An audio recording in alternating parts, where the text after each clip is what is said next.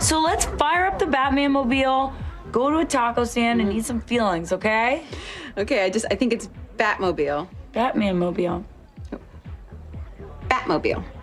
That's what I said, Batman-mobile. You're putting there's no man, it's just Batmobile. Batman-mobile. Batmobile. Drop the man. Batman-mobile. Batmobile. Batman-mobile. TBTL. Do you have any music, Carl? Have the internet radio. I love internet radio. You've come to the right place, because I have that. My podcast is on life support. Hey, I need new listeners. Don't speak. No, don't speak. Please don't speak. Please don't speak. No, go. Just one. Don't speak. I'm starting to feel like a corn dog at a hot dog party, and it ain't flattering, I'll tell you that. All right, hello, good morning, and welcome everyone to a Wednesday edition of TBTL, the show that just might be too beautiful to live. Now that's interesting. My name is Luke Burbank. Here's my sweet stash. Let's freaking party. Coming to you from the Madrona Hill studio, perched high above the mighty Columbia, where it is another absolutely beautiful day, which Oh, Ma, Pa, it's just beautiful. allegedly the temperature will be down a bit today, so it'll be kind of the exact perfect temperature today. I think it's going to be maybe in the mid-70s or so here high above the mighty Columbia. I do not have the dogs here in the studio with me, Gigi or DJ, because we have some landscaping going on. There are certain parts of this yard that I am simply not up to the task of dealing with, and we got some folks working here today, and they're doing that work right outside the studio, and DJ was just going to absolutely lose her mind, I should say. But too loud and too specific. So that will be going on in the background here as we've arrived at episode 4,756 in a collector series. Let the fun begin. Day 3, let's see, Sunday, Monday, Tuesday. I guess day 4 of me having this cold. I thought that it was going to be better this morning. And if I sound like less stressed than usual, it's because I'm drinking elderberry lemon balm immune plus stress with ashwagandha for aptogenic support. So you'll hear a lot of that in my voice as I'm doing the show. By the way, I was going to mention that there is a new podcast out that I wanted to recommend for everybody. Yeah, everyone's got a podcast. Which I guess kind of is a weird thing to do on our podcast, but I use this as a place to tell people about other podcasts. But I trust you all.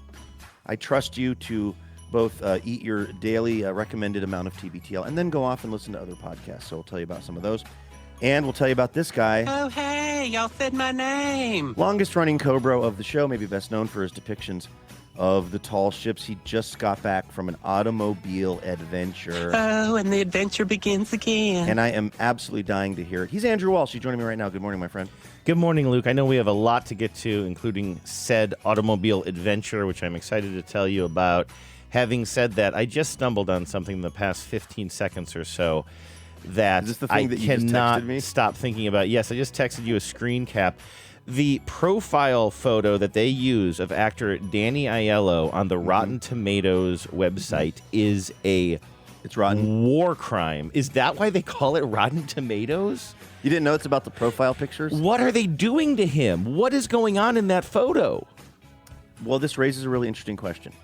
If you are an actor of the level of Danny Aiello, should you, on Rotten Tomatoes or IMDB or those kinds of places, should your photo be the most up-to-date photo they can get so as to be the most accurate depiction of you in the year of our Lord 2026? Or should it be you at like Purple Rose of Cairo? And that is actually the reason I ended up here, by the way. That little piece of tape that we just played was from the Purple Rose of Cairo, the don't speak, don't speak, don't speak. And I knew that it was... Is that Madeline Kahn? No, that's exactly what I was trying to look up. It was... I thought that was from like Young Frankenstein or something. It's Diane Wiest. And she is saying it to John Cusack's character. Isn't he the young man in that? I swear that's... I don't have the tape in front of me, and I have to stop the music to play it. But I was trying to figure out who plays like the somewhat aging ingenue in that movie playing that, and I believe that's Diane Wiest. But as I looked it up, I saw that Danny Aiello is also in there, and I'm just looking at like the Google search results of the cast of that movie, and I'm like, why is Google using this photo? I mean, he's unrecognizable. First of all, it is up to date, which I have no issue with that.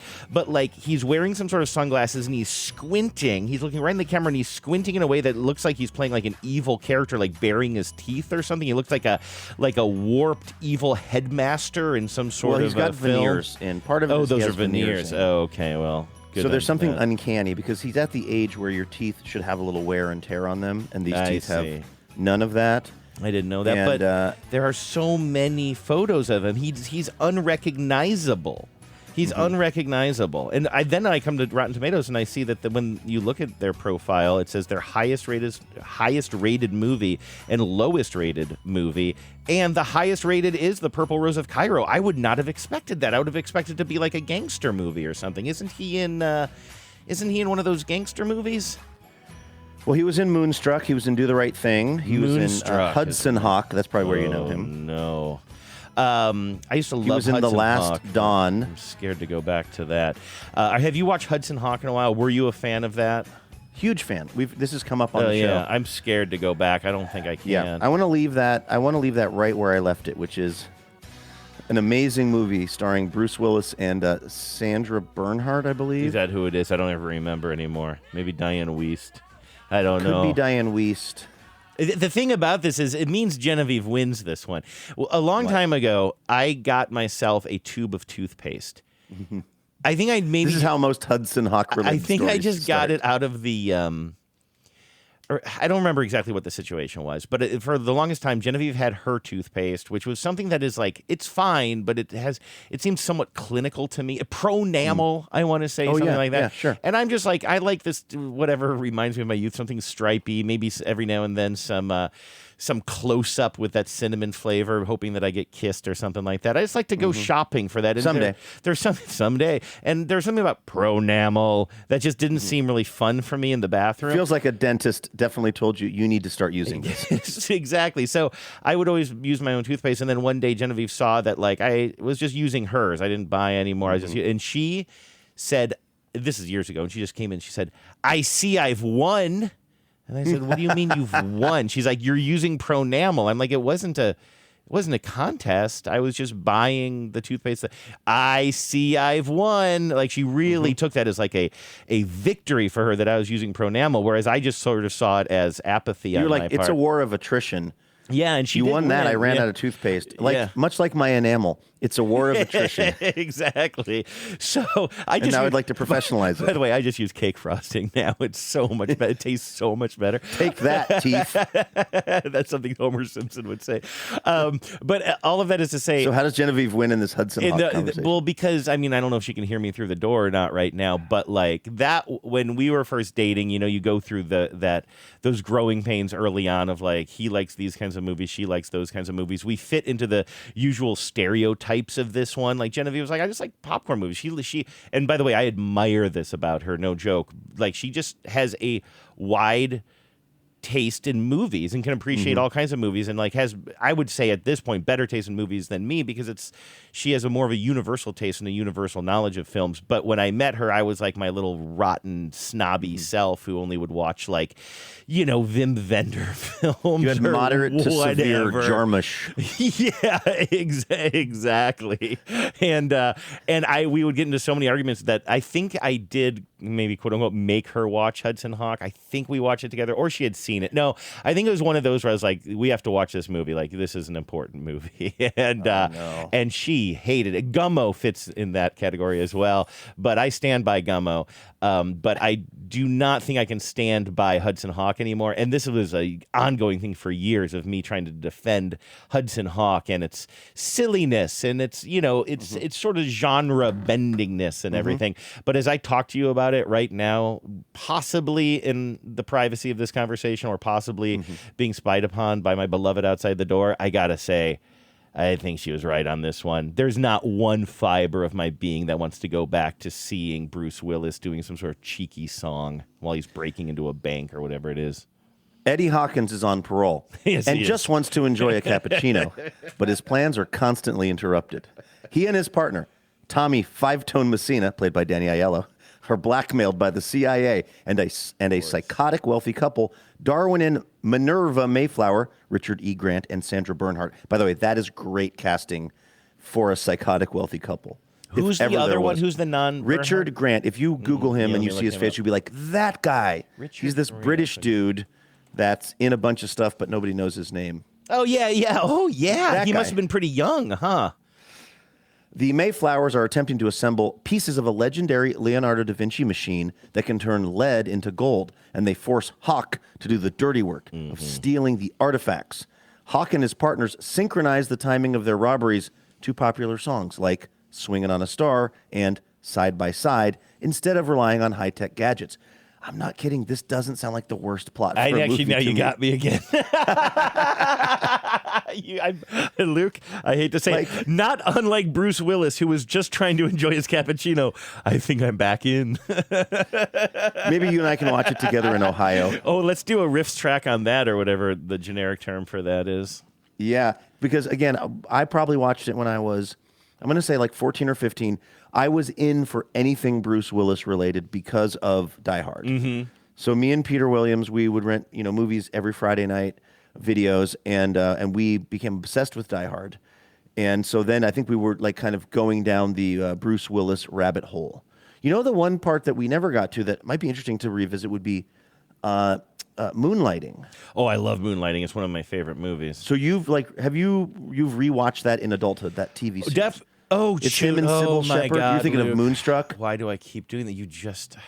You said Moonstruck before, I believe, and I was also a Danny Aiello film. I always get them confused. Moonlighting, I think I tried to revisit Bruce as Willis, an adult. Sybil Shepherd. It's where the will they or won't they thing was kind of born. I think. I always liked Sybil Shepherd. As a young man, I think I was Last drawn Picture to her. Show? She was very much kind of my type. I loved her hair. I love that hairstyle and everything. She was very gorgeous. The best. And so I remember kind of dipping in on Moonlighting here and there, but it wasn't really age appropriate for me, I think. And then I did go back as an adult and thought, oh, now I can start this from the beginning. And I did start it from the beginning. And I think it's important to note that you shouldn't judge a show, especially an aging show like that, based on its first couple of episodes or its pilots, because those things take a while to find their chemistry. And in those days, they were giving them 35 episodes. Yes, You know what I mean? exactly. They had a lot of cocaine. They're like, we'll figure this out by the 10th episode. Now you Right. might get 8 episodes. Yeah, so I remember trying to watch the first episode or something and being like, okay, this is not working for me in this given moment. It seemed a little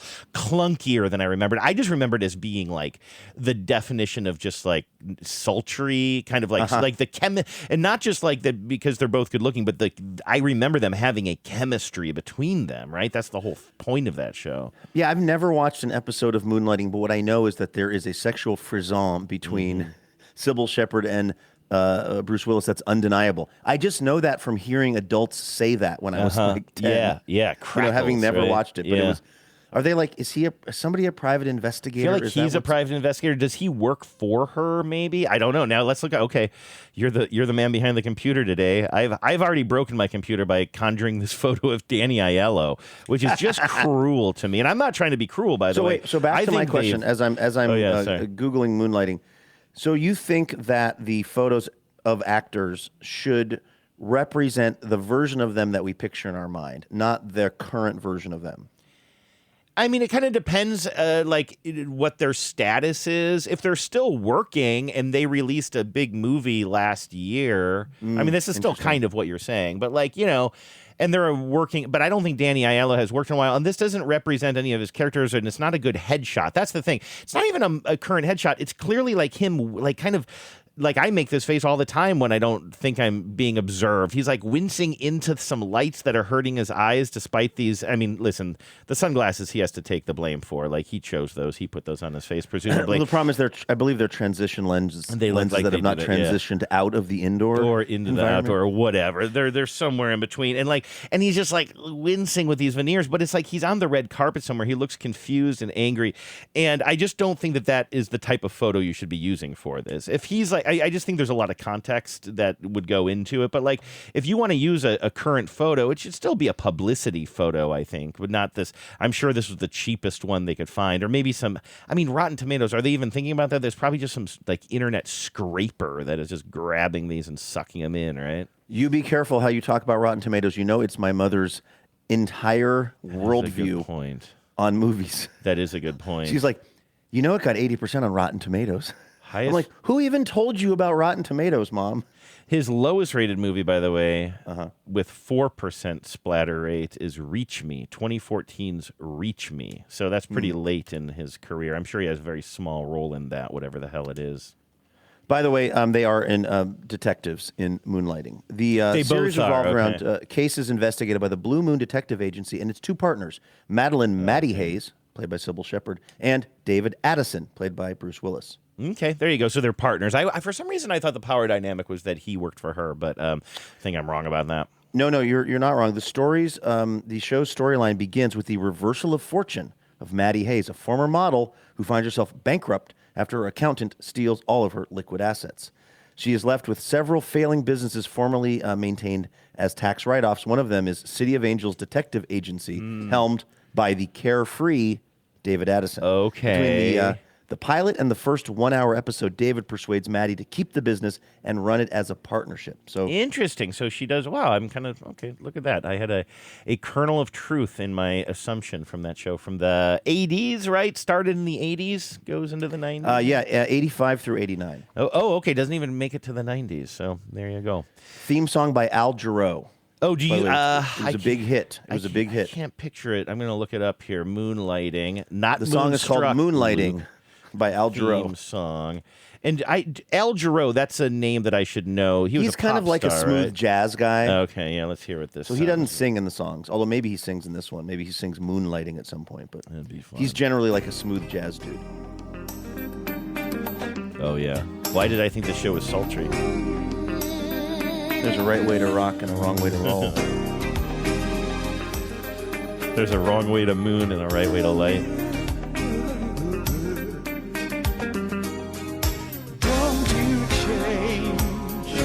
Wow. Maybe Al Jarreau does sing.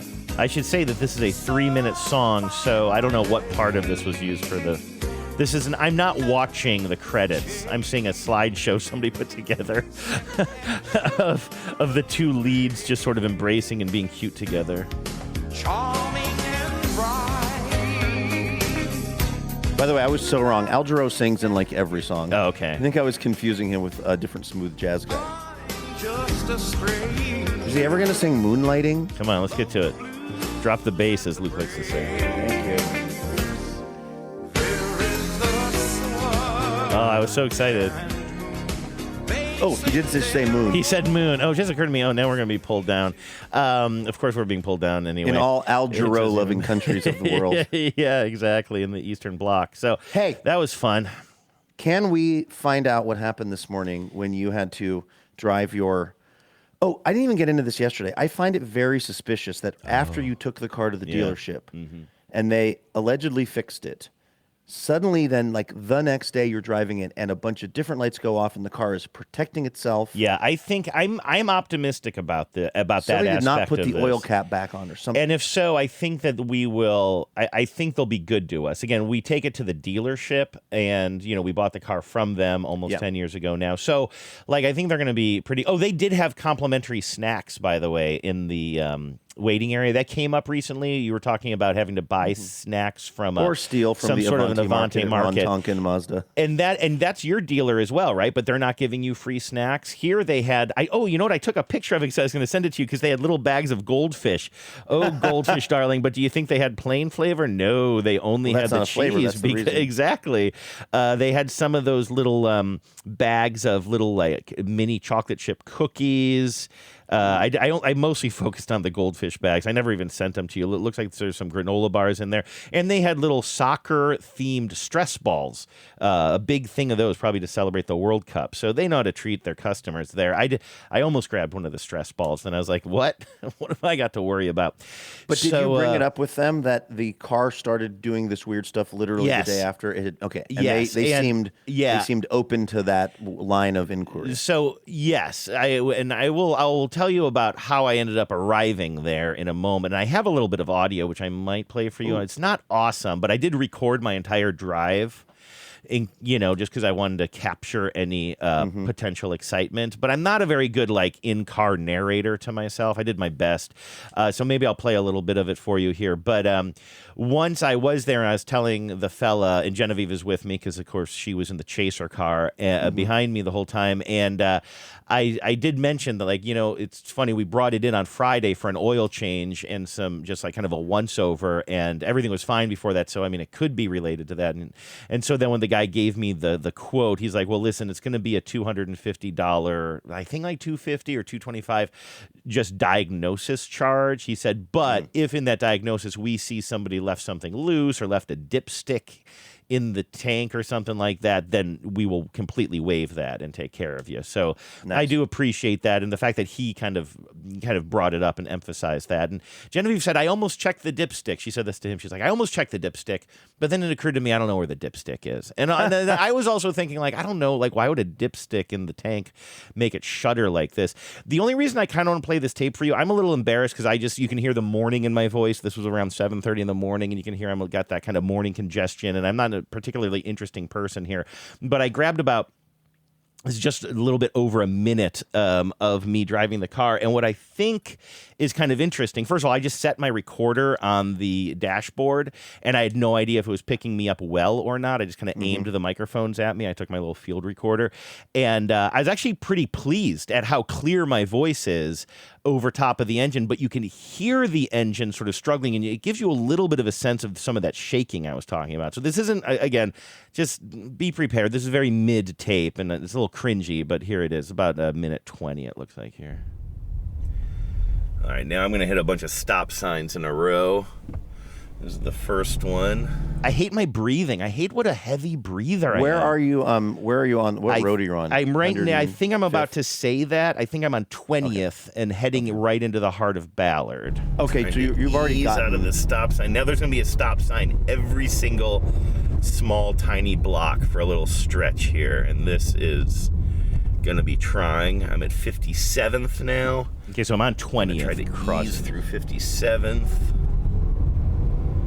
I should mention Genevieve is following me in the chaser car, and she seems to be doing okay back there. I'm at a four-way stop on 56th, going through there. Can you sort of hear the car struggling? I have to give it a lot of gas. Yeah, I can hear the engine kind of revving. What was it like driving it? I'm 1 minute away. It was shaky. 0.2 of a mile as I approach the Salmon Bay Fraternal Order of Eagles Club. So you know I'm real close now, right, Luke? From another Reverend. Taking the weird left here onto Leary. I got the light, which I love. I can almost see the shop from where I am. Suffice it to say, I make it. So that was, you were right. Once I got up on top of Crown Hill, and then it's a pretty slow decline the rest of the way, I was able to really lay off the gas. But as I'm pressing, when I do have to stop at a stop sign or a light or something, the car goes, until I finally gave it enough gas. And I basically had to ride in second gear most of the way. Getting enough gas to make third gear workable did not seem to make the car very happy. But I did make it. I pulled it in. I pulled it into their lot. I was kind of surprised. Saved $200. I assume, yeah. And Genevieve pointed this out. If it does end up being something like, there was a dipstick left behind or something like that, they wouldn't have covered us for the tow. We would be out of that money. You know what I mean? Right now, there's a chance that this was their fault and we won't have to pay anything for this repair. But that tow money would be totally gone no matter what. And they said that that's the car, that weird light, and the thing it's doing is the car protecting itself. That's from you what the somehow? Receptionist in the service department said. And I didn't get the impression from her because she said, oh, I know what that means. It's EPC. Like, she didn't sound like somebody who necessarily works on cars, but just somebody who's kind of around it. Because I think some of the people who do answer the phones there are people who know cars. But that's why I don't want to put too much emphasis on what she said in sort of this like kind of casual conversation. She was being friendly and but I don't get the impression that she was a mechanic herself. So she was like, I think that's maybe just like the general warning for when the car is like kind of, doing things to protect itself, whatever that means. Did you say you were getting the EQC light? The man who brought the rock and roll edge to the Eagles. You know what? That's what she said. She said, that is your rock and roll soul trying to protect itself. The car's saying, get me to EQC. Yes, that's right. Right now. She said, the car knows you've been listening to too much soft rock, and you need the rock and roll edge of the guy. The man who brought the rock and roll edge to Don Felder. Don Felder. Sorry, Don Felder. By the way, have you ever done a river float? I don't think so. Dude, I did my first ever river float yesterday. It was so hot out here. My friend Spring, who lives down the hill, said, hey, do you want to float down the Kalama? And I was like, I absolutely do. So we got some inner tubes, and her friend parked her car down. Like, it's always a 2-car situation, I think, because you got to like park one car and then drive one car up, to where you want to start the float. And we did, and we floated down the Kalama for a couple of hours, and it was the most fun, most relaxing thing. By the way, you don't have to take your shirt off. I had a shirt on the entire time, if this is a barrier to entry for people. It was the most relaxing, fun thing I've done since I can remember. Floating a river. It is as advertised.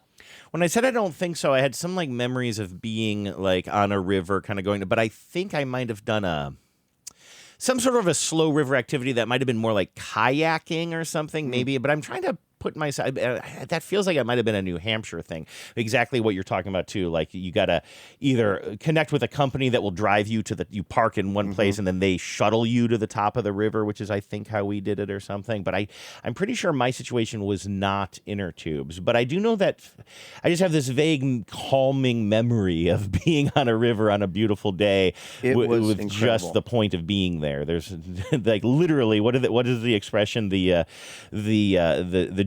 journey is the destination. Yeah, basically.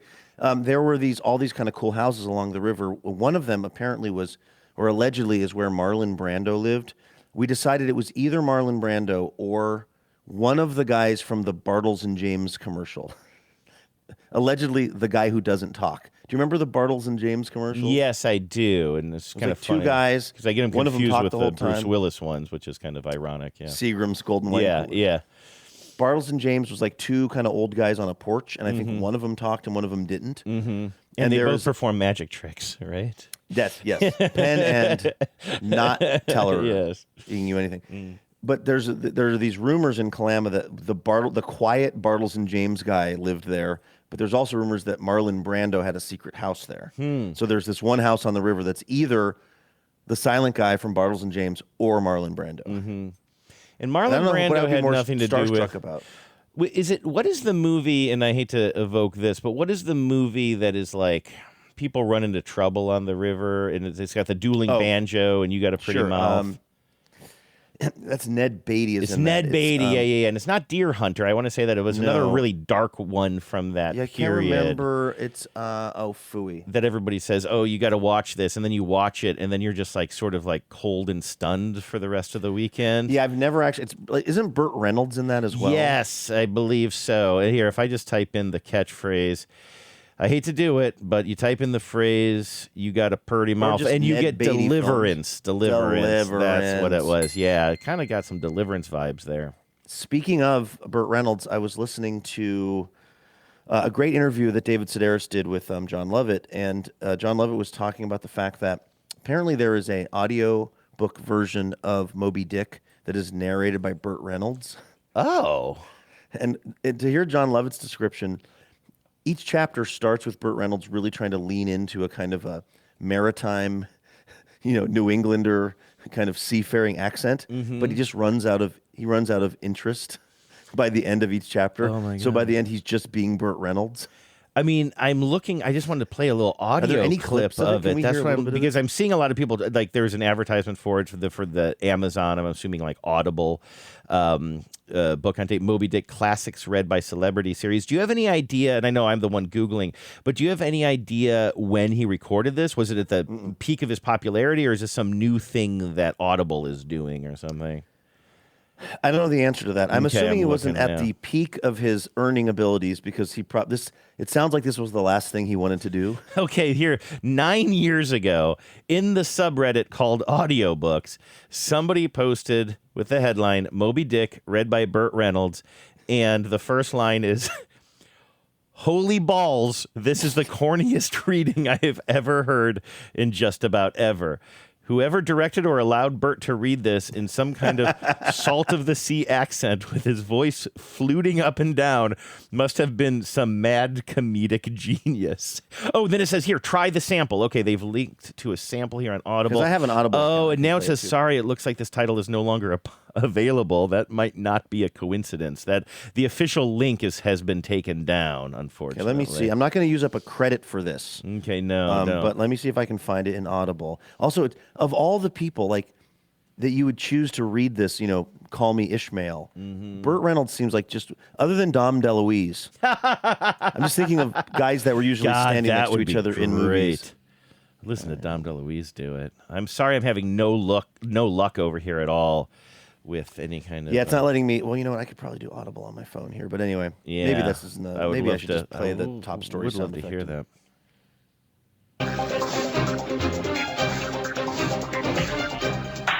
Hello and welcome to Top Story.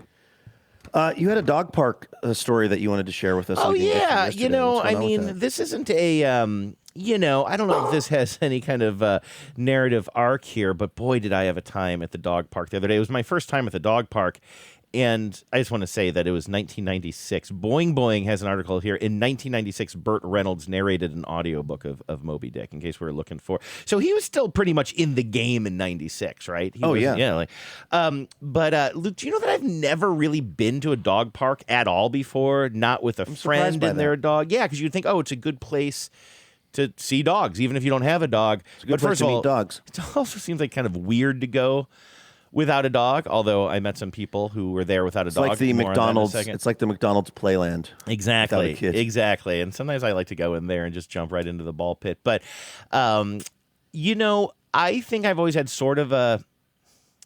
I don't think I realized this until recently, but I think I've always had this weird little bad feeling about dog parks because I'd never been to one, and there was one in Los Angeles somewhere. I feel like sneaking out towards the east side somewhere. Is it the Silver Lake Reservoir one? No, because I feel like there was no water. That's what I noticed. I remember there was always this light at this weird intersection. Eagle Rock or something. It might have been something maybe.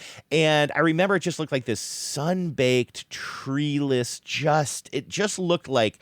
So it looked like a desert, and I don't know why Los Angeles would look like a desert, but you know what I mean? It just seemed so unforgiving. You know what I mean? It did not look like a fun place to be. But a neighbor of ours, did I tell you that Lucy has a best friend named Edna May, who's a basset hound that lives a few doors down? And I didn't know they were best friends. I just knew that there was a basset hound. Yeah, they get together and they romp. And so her owner, Suzanne, told Genevieve about some dog park. And Genevieve went and came back and said it was really great and she wanted to take me there. And so she did. We left Lucy at home, but she took me and I just ran free. And it was so nice. Someday last week, I think it was midweek last week, me, Genevieve, and Lucy went to North Acres. Now, are you familiar with North Acres? You're nodding. Well, you're nodding and shaking your head. And soccer practice for many years. Really? North Okay. Acres Park. Yeah, there's a little soccer field there, but there's also part of it that's wooded. And there's a baseball field there and a soccer field. And do you happen to know if they had this sort of fenced in off leash dog park area? They did not back in those days. Well, I think they took the wooded area that you just described and turned that into the dog park. And Luke, it was amazing because of exactly that, tree cover. What a difference it makes. And it was before this really bad heat wave that you alluded to a moment ago. Yesterday and today are shaping up to be pretty brutal. But even still, it's summertime, and we go there, and I'm kind of expecting, again, just kind of a dog park that's kind of a the worst. I'm picturing it to be like the worst part of a human park, sort of, that they just sort of sequester off and let the dogs romp or whatever. But it's actually the nicest part of the park. You walk in, there's like kind of a double gate kind of situation. I'm guessing that's standard for dog parks. I don't know how much of this is just normal, but the double gate situation, kind of like you're getting on and off of a spaceship in space, is how I like to think about it. And then once you go in, there's like this little communal area and like kind of a water not a water feature in the middle, but kind of a big water pump in the middle that you can just like fill up this metal bowl of water that all the dogs can use, and everybody's off leash in there. And I'm immediately just like playing with other people's dogs. Lucy, I'm so impressed with Lucy's ability to sort of read other dogs' energy. I don't know if all dogs do this, and then match that energy. Like, she always comes in a little bit shy, tail between her legs a little bit, until she sort of figures out the dog's energy level and then sort of matches that. And I've seen her be very sweet with dogs that don't want to play rough, and then I've seen her rumble tumble with the dogs who do want to play rough. But seeing all of the people in there, like, I met so many people. I petted so many dogs, beautiful dogs, Luke, big dogs, little dogs. I mean, I swear my heart overfloweth that afternoon with dog love. But then also, this woman comes in. I'm going to put her, I don't know, mid-30s, okay? And she's got this little boy in tow, and he is with 3 or 4, Genevieve estimated. And I trust Genevieve's estimation of ages better than I do myself. And they come in, and I do kind of notice that they don't have a dog, and the boy starts playing with some other dog, and then they kind of, I don't know, whatever. It's just like everybody's sort of wandering around and talking, and they kind of meander over our way. We ran into somebody we know from the Eagles there with his dog, and so it's just very nice. It immediately just feels like community. And but this mom and her boy kind of come over, and the boy starts playing with Lucy, and then suddenly, like, this boy, this little French boy, the mom spoke. You could tell that the little boy was, he was 3 or 4, so he didn't speak that much anyway. But he spoke both English and French, as did the mom, who spoke English with a French accent. And the little boy starts just playing with Lucy, and he's got a ball, or we give him like an old tennis ball or something, and they're throwing it around. But he's like bonding. It is like an idyllic TV show of a little boy and his dog. It happened to be my dog. And he's like, Lucy, it's over here. And he's kind of pointing in this just unbelievably cute way. And so we're talking to the mom. I'm like, do you guys just come here to play with the dog? She's like, no, this is the first time we did it. We kind of live in the neighborhood, and we were over there, and he saw the dogs, and he wants a dog so bad, but we can't have a dog because we go back to France for a month every summer or something like that. So, like, this is the first time we've done this, but I think we might do it more. But it was funny, like, once he became friends with Lucy, he kind of stopped playing with all of the other dogs, and seeing this little boy play with Lucy. And again, I got to be honest with you, when I see Lucy go up to a little child like that, I'm a little bit like, oh, how's this going to go? Because you got to remember, part of my dog baggage is that I was really afraid of dogs growing up. Not like indifferent, but I grew up being very afraid of dogs up until Did you get kind of cornered by a kind of an aggressive dog at one point when you were young, or you went into a house or something? I don't think the dog had you locked in a room. Yes, I mean, but it was a tiny little dog about the size of your foot that had me like. If that was a rat and it tried to bite you, it would be terrifying. Exactly. I don't buy this. If it's a tiny dog, it's not scary. But I was a little kid, and I'm sure the dogs were just trying to play, and they could probably read I remember my parents would always say they could tell when you're scared. I'm like, well, what do you want me to do about that? Exactly. Like, what do you want me to do about that? It's like telling somebody not to panic. So, and I remember going to like some great aunt's house or something, because I'd never been there before. And yeah, I'm at the end of this hallway, and this dog or dogs, but like little tiny yippy dogs are just like, yep, yep, yep, yep, and I'm just like terrified with my back against the door. And this carried through, I think, into young adulthood. I just wasn't around dogs that much, so it didn't become an issue. But then somebody asked me to house sit for them when I was in college, my good friend Nancy, and I was like, yeah, I'll house sit. And I'd forgotten that she had a dog. I know it sounds crazy, but I was like, I thought she just wanted somebody to water her plants or whatever. And I would get out of my, shitty little studio apartment for a week or something. And she's like, yeah, this is, Ranger. I don't know what the dog's name was. And I was like, oh, there's a dog here. And I don't think I told her, well, I'm kind of scared of dogs. I have no experience with dogs. And that experience ended with day one of me going over there. Within an hour, I had to call her elderly dad to come over and save me from her dog, who I thought was like not digging me. But now that I know dogs a little bit, I realize the dog was playing. The dog was going down on like two, like kind of play doing bow. the play bow and barking its head off at me. But I just thought it was Cujo trying to kill me. And her dad, when I called him over, he was like, because I don't know, he lived like 15 minutes away. He was, don't do that, Luke. I'm terrified right now. I remember him being like kind of laughing at me. He's like, dude, you're house sitting this dog. This dog just wants to play. But so there's still something in me that like a bark, like me getting used to a bark just being any kind of a communication, not a I want to kill you kind of thing. So when all of this comes back to, this has been a learning experience for me, watching Lucy play with other dogs, trying to figure out when it's too aggressive, when it's not, reading her and everything like that. And now here's this little boy who's like, putting snacks in his hand and right up to her nose and everything. In the back of my head, I'm like, oh, I hope he doesn't pull back a stump, like, Right. Yet it's my dog, you know what I mean? And I do trust Lucy, but it also made me feel, I guess, I don't, proud seems like the wrong word here, but it again made me feel very good to see that Lucy is so good with kids. She's just kind of like, again, kind of like can kind of read the room and know what the energy is with this boy. And she was so absolutely sweet with him. And the reason, Dude, this little half French boy choosing Lucy as the dog he liked the most in dog park, that's huge props to you and Vives. Well, Vives, let's give it to Vives. I don't know that I can take a lot of credit for Lucy's personality. I would be walking tall for like 10 days off of that. It was like, again, like it was like a children's book watching this boy and the boy's little postures. He was just so unbelievably cute too.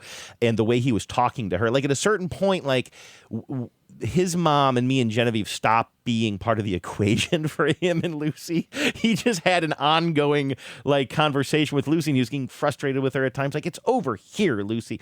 And like part of me is like, if I ever had to give up Lucy, there's only one person who could take Lucy, and it would be this little boy. Did he ever break into French? Talking to the dog? Talking to the mom, not talking to the dog, because if she was a little bit, and again, and I think that she was just such a good parent too, because she doesn't know me and Genevieve, but she just trusted. She even said at one point, she's like, yeah, no, he seems to be getting along well with the dogs, and if anything happens, I guess he'll learn. You know what I mean? And I do think that it's not that she didn't care for her boy or love her boy, but I actually think it's that kind of parenting that allows you to raise a kid who isn't terrified of a tiny little dog that will chase you into a bathroom. You know what I mean? Like, I think she was doing it absolutely right. Just for that kid to be able to move between English and French, and he doesn't even know. Right. That kid doesn't even remember learning French. Yeah. He doesn't know he has a superpower, I don't have to tell our listeners this, but if you speak a language other than English and you have kids, please, I beg you, only speak that language at home so that your kid can just one day just emerge bilingual and not even remember when they learned it. Yeah. There's not enough Duolingo in the world to get me proficient at any language outside of this. There was the reason I brought this up the other day. Well, first of all, it's just been going through my head a lot, like just how absolutely wonderful that experience was, but also how I was thinking, I still don't know that I would go to this dog park where now I've met some people, and it's like, for me, sometimes a lot of my anxiety is not being able to like kind of picture where I'm going or what the situation is going to be when I get there. Even knowing that now, I still don't think I'm comfortable enough in the dogosphere to go there myself and do like an off-leash thing with Lucy and other dogs, because again, I just don't trust myself that I'm I don't know, enough of an alpha character in this situation. Wait, isn't that what you were doing in this I'm sorry, scenario, without Genevieve. I don't think I would have did I say with Genevieve? I'm sorry. I would not have. I think you said by yourself, but I guess I had forgotten the Genevieve was there. Yeah, so like Genevieve was there, and also, talking to little kids with Genevieve there is different than if I was just there by myself, especially if I was just there by myself without a dog, just trying to pet other people's dogs and pet other people's kids. Right, exactly. But no, from the dog perspective, I still worry that I would maybe bring a little bit more anxiety and not kind of know what boundaries and stuff are. But it was great to meet all these people, and you just easily fall into conversation with other people. It was a really diverse group of people there too, people just kind of coming and going, and it was all very nice. And the reason I think I brought this up in passing the other day was you were mentioning something about sort of seeing somebody who just from first glance or outward appearances seemed to maybe not share your worldview on things. And in this day, It was and a guy age, wearing a T-shirt that said like "I kneel for the cross" or "I kneel for the flag and I stand for the cross" or something. Yeah, or vice versa. That I believe. I think those folks don't want to kneel for the flag, right? Or maybe you said it right, and I'm mixing it up. No, I said it wrong. They stand for the flag. They stand for the flag. One of these. I'm they gonna look that both up. seem respectful. That's the reason, Luke. The reason reason I you can't cannot remember it? remember it is because it was still it was a very respectful protest. That's why you can't remember it. Oh God! Right. The fact that I'm reliving. There's a lot of people that would say kneeling is one of the Yes. highest forms of honor that you could bestow upon an event. And you're exactly right. This is why my brain cannot remember what the transgression was. Because it's the transgression absolutely ridiculous. was complete. Anyway. Anyway. This guy had a T-shirt on that made me think he's not going to be my speed, but then he was the only he jumped up to take the picture of us, and he was actually quite nice and lovely, and I was trying to make sense of all of that. And so I was just thinking about this one guy who I saw at the dog park the other day. And by the way, I'm really risking not having any kind of a power out on this thing. But like I said, for the most part, conversation with the other people, the other dog owners, is just very seamless and easy, and you can kind of say hello, and people love talking about their dogs. I love petting other people's dogs. But there was just like one kind of character there who seemed like kind of a bit of an outsider, at least as far as like all the people I was talking to and everything. He kept to himself. He had 2 dogs, and they were the kind of dogs who, I don't know breeds very well, so I'll describe them as scary. They're the kind, and by the way, they were well behaved, but they were the kind of dogs where if you were on a jog, Luke, and one of these dogs came up to you and there was nobody around, and one of them had a muzzle on as well, but they were like big, they were big, thick, bulldoggy bulldogs, and one of them had a muzzle on. The dogs, by the way, and they also have the very thick, we have... We keep Lucy on a harness at most times because it's easy to, kind of connect the leash to and everything. But I noticed that some of these folks had like kind of big, almost like tactical harnesses that have the dog's name on the side of it, which is probably pretty good, right? To have like let the world know what the dog's name is. And both of these guys' dogs had these like I like really to know the big name harnesses. of the dog that's ripping my throat apart. Yeah, it's the last word you'll ever see, right? But I mean, listen, the fact that one of them did, and I want to say both of these dogs were just as well behaved as all the other dogs. They created no problems. The one had the muzzle, and that's actually a sign of responsibility by this guy as well. But the guy had this, he would have been kind of central casting for like a... I'm just speaking in stereotypes here. I have no idea what what his background is, but like he looked like a guy who might have done some time with the military and it didn't end well and is now in the States dealing with a lot of things. I'm totally making all this up, but he just looked like that and, kind of keeping to himself, kind of.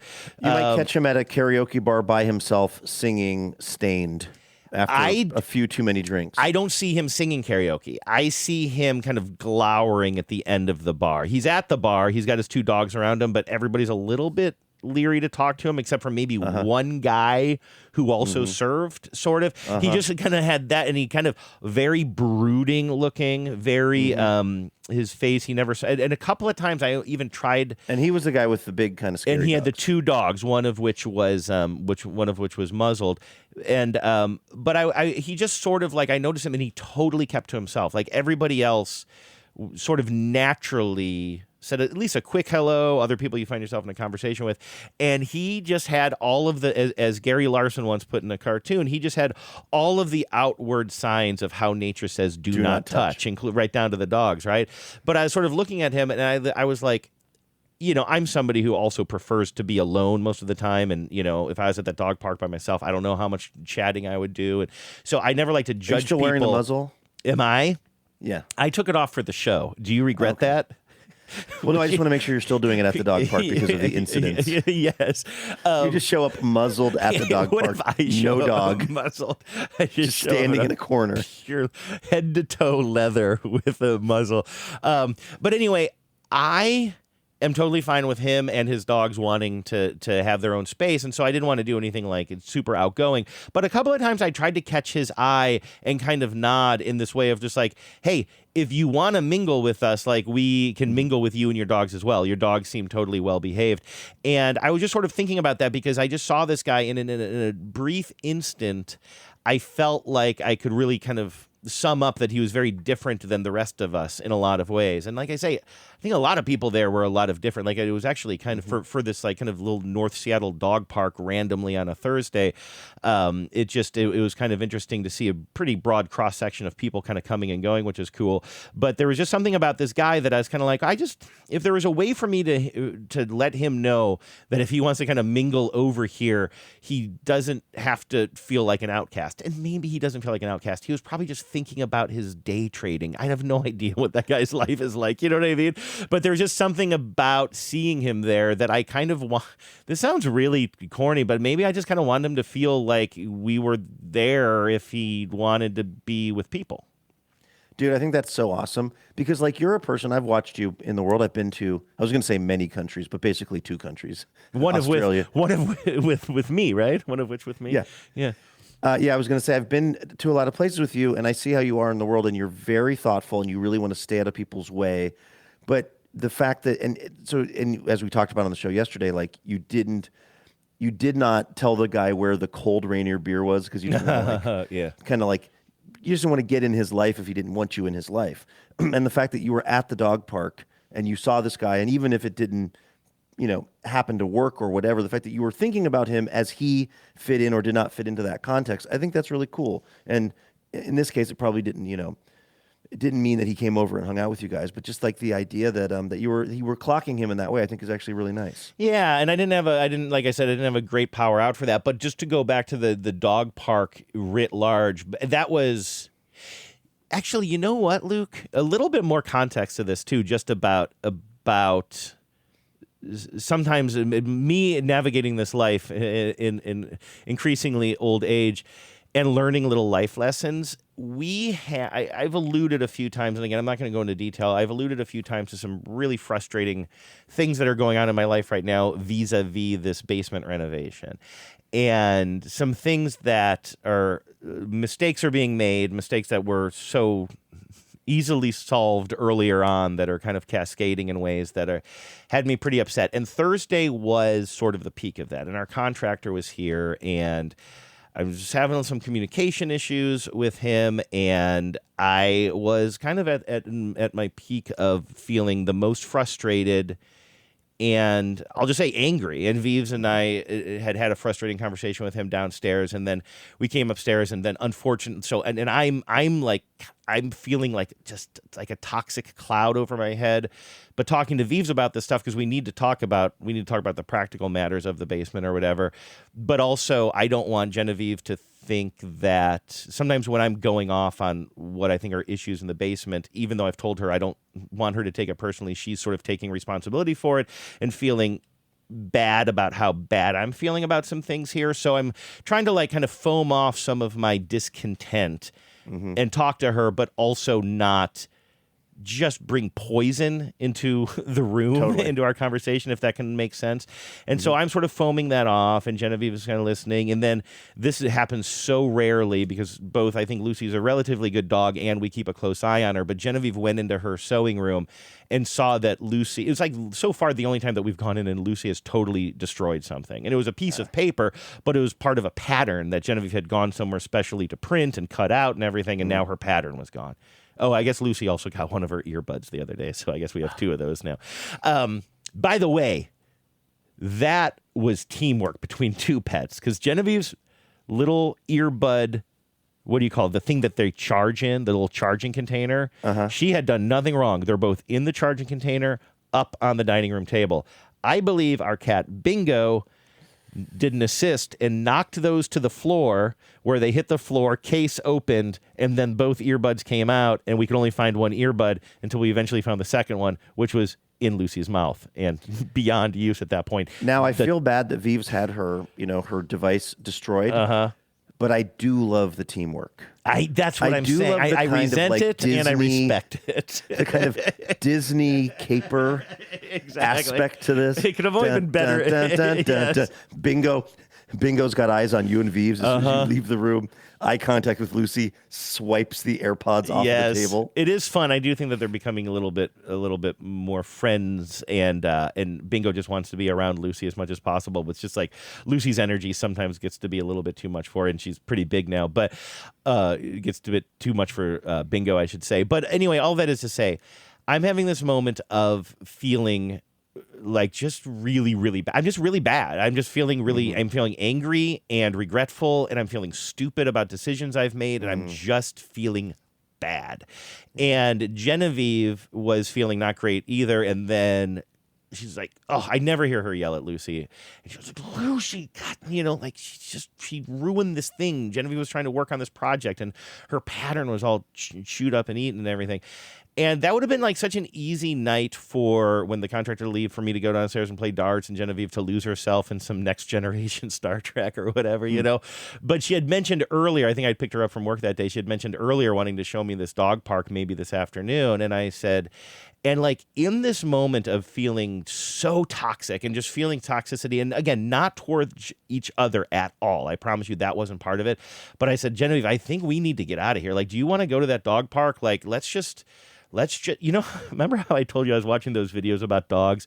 And then one of the first things I learned about a dog is when they do that shaking thing, they're sort of like resetting, like they had a stressful moment or something, and then they do that full body shake, and then they're ready to go. I was like, I think we need to kind of do that full body shake right now. Like, let's not let this be how the day ends. You know what I mean? Let's go to that dog park and let's do it. And it ended up being, like, obviously within moments of being there, I wasn't thinking about anything else but being there. And it ended up being, honestly, I'm actually just now remembering that was the same night, in fact, and that we made a conscious effort to get out from under the cloud that I was contributing to, with my own noxious gas. So there's maybe a lesson there, too.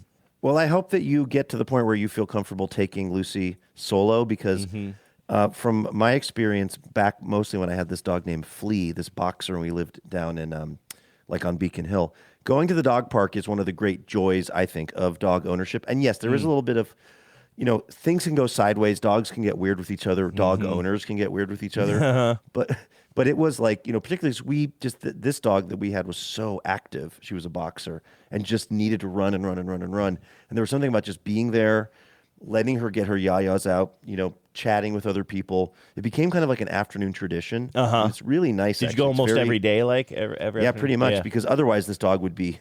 Because you didn't have a backyard or anything. Like Lucy's got a backyard. We did, but she wouldn't just like... The problem was we had actually an okay yard, but it was like she wouldn't like run the way she would run at the dog park. There was something about other dogs that engaged her in this way where she'd get all of her energy out. But it's a really fun, really kind of like grounding, like you said, reset, little full body shake. So. Yeah, and especially for the humans too. And again, like seeing that little boy, we gotta go back. Maybe tomorrow will be Thursday again. I think it was Thursday that we went, so maybe we can go back and see if our new French family is there waiting for us. Little Lord Fauntleroy. Yes. Here I go once again with the email. Every week I hope that it's from a female. Oh man, it's not from a female. Remember how I started the show, Andrew, by saying it's going to be really noisy? There's going to be a lot of like weed whacking and stuff going on. It sort of stopped, and I don't really know what's going on. Everybody's on their phones. There's been no weed whacking since the show started, which is good for the audio of this show since my voice is so fried. Bad for the weeds getting whacked. Maybe they're enjoying the podcast. Well, I guess they can't hear my side of it, and I got to say I'm doing most of the blabbing. We're going hourly on this. So this was a person who was working on my neighbor's yard and doing a great job, and I asked them, hey, could I get the phone number of those folks? And so I asked, hey, how much would it be to have these certain areas weed whacked, which are like the grass is so tall and kind of unruly that it would take me like a long time to do it. I said, how much for this job? He said, well, usually we just do it by the hour. And I was like, okay, cool. How much is it by the hour? He told me the price. I said, that sounds fair. So we agreed to that. But I don't know if this, I I guess we'll just see when it's done how many hours it's been. I mean, it could be an official break. As we're recording this, it's about 11 in the morning. Maybe they're not clocking this time. Maybe they're taking some time to... Has anybody got a sandwich? Anybody have a bologna sandwich out there? That's how you can tell if it's official break time. No bologna sandwiches that I'm seeing. But I did offer, because I'm an ally, I was like, hey, if anybody needs to use the restroom, please, the house is here. If anybody needs water... If anybody needs a bologna sandwich. I'll go out. I'll buy some bologna. I do have some voicemails here I can play for you. I wanted to give a follow-up. Yesterday around this time, we did a What's in the Box segment, and we got that big box of snacks from listener Maggie, tons of original flavored goldfish, and I mentioned just... Fruit Newtons? Yes, all Fig Newtons. And they were like, it was a big box of individually packed Fig Newtons. And I had mentioned on the show, I'm like, oh, these are the perfect kinds of things for people to like kind of throw in their bags or whatever for like on the go for my volunteer thing. If people need some extra nutrients or whatever, I'll take this to my volunteer gig and give them away. Like some of them, and I was going to eat some of them. My God, did I eat so many Fig Newtons last night. I know I use this reference a lot, but I was like the little kid with the stomach ache at the bottom of the long slide in the Chutes and Ladders game. I was just like, in fact, I had that moment this morning where because we don't have a lot of food in the house right now. And I remember thinking like, I'm sure I ate something before I went to bed last night. What did I eat? Why can't I remember eating anything? And then I opened up the garbage can and I saw like a bunch of Fig Newton wrappers. So Maggie, thank you again for that. They did go to a good home. My belly. All right. So I have a voicemail here that I listened to on my phone the other day, and then I sent it to my computer, and I'm not sure how good the sound quality is, so I'm hoping this is okay. It's only about a minute long. This is from listener Rich. If the sound quality is really rough, we can abort, but let's give this a shot. Hey, Luke and Andrew. It's listener Rich from Westchester, Pennsylvania. It's good. I was just listening to the episode where you're talking about good old Kenny Loggins, and I will have you know a good friend of mine asked online a long time ago what it would cost to have Kenny Loggins play in his living room. And Kenny Loggins jokingly responded $30,000. And so one of the more famous and coolest Kickstarters that ever happened, Eric managed to do a Kickstarter to go and sit in his living room and raise the $30,000, and he streamed it on Zoom. And if you paid your money at a certain level, you could go see Kenny Loggins in his living room.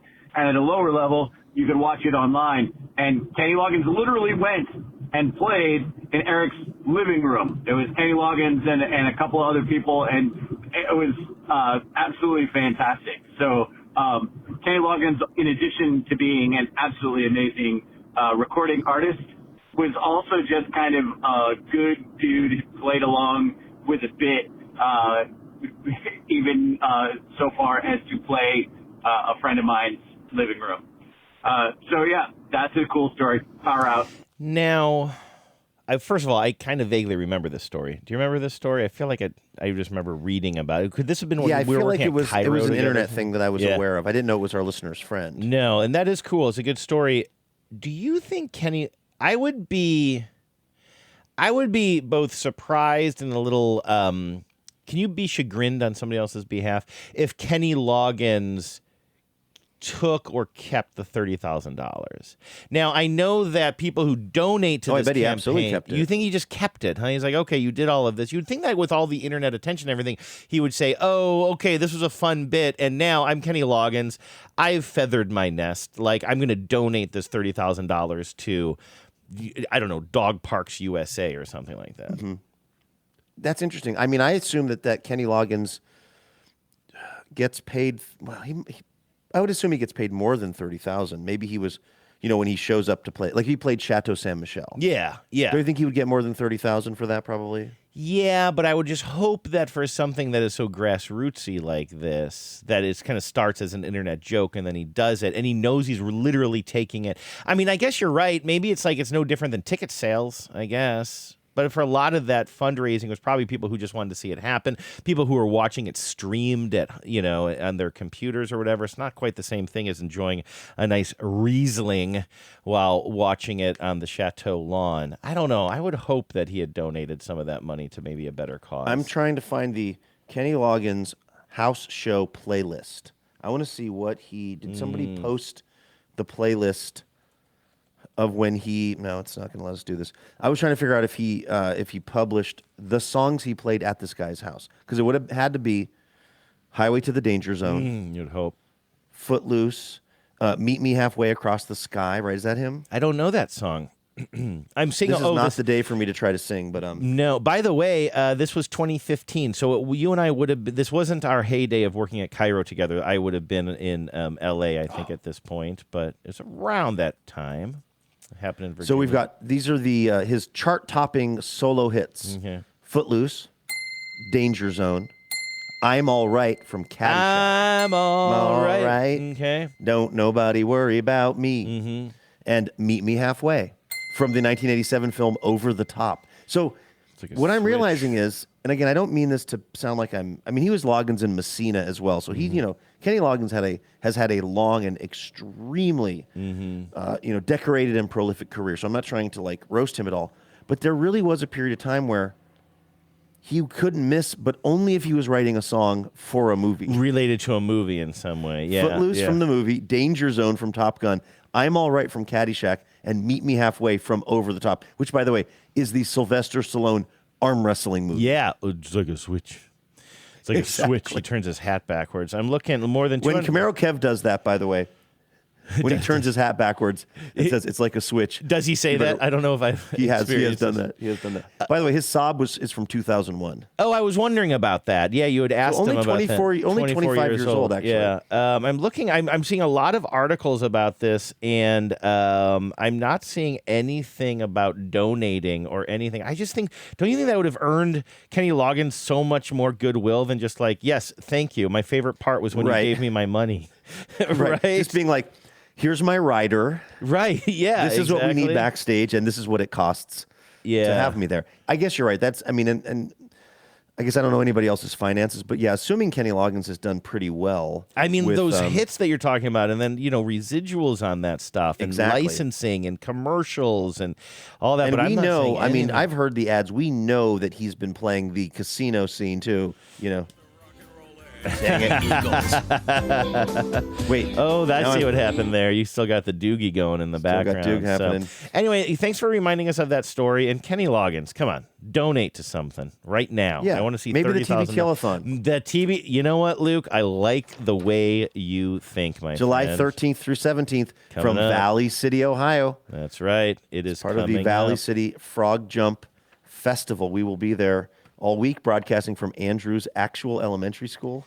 And can I mention, it's going to be insane. So, and we're being, we're participating in this Valley City Frog Jump, and John has been our business boy. John has been joining us on the show on Fridays to give us updates on. Listeners have been suggesting names for the frog that we end up adopting, and I think he has some more.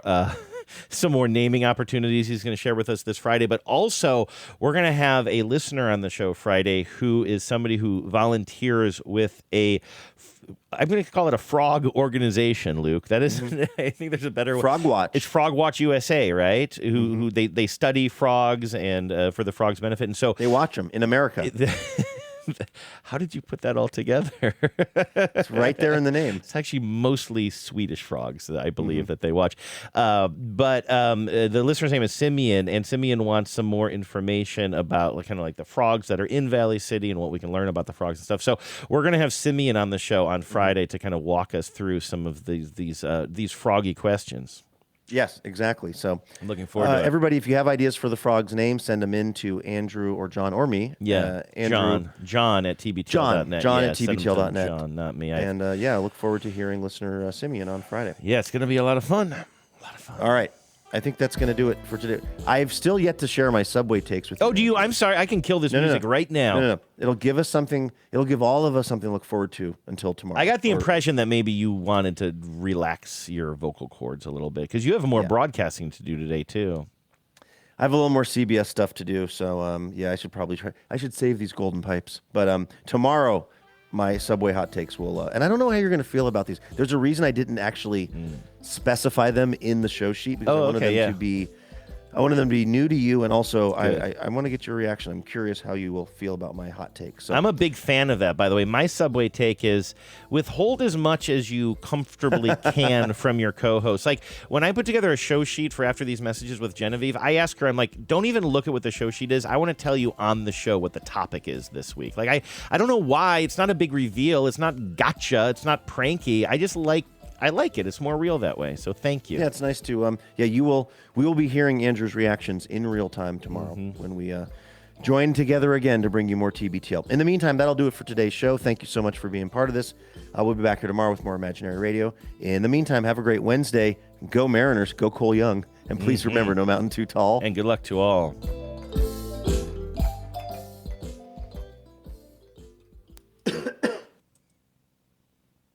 Power out. Okay. I forgot to mute you that time, but I can edit it out. Oh, shoot. Sorry.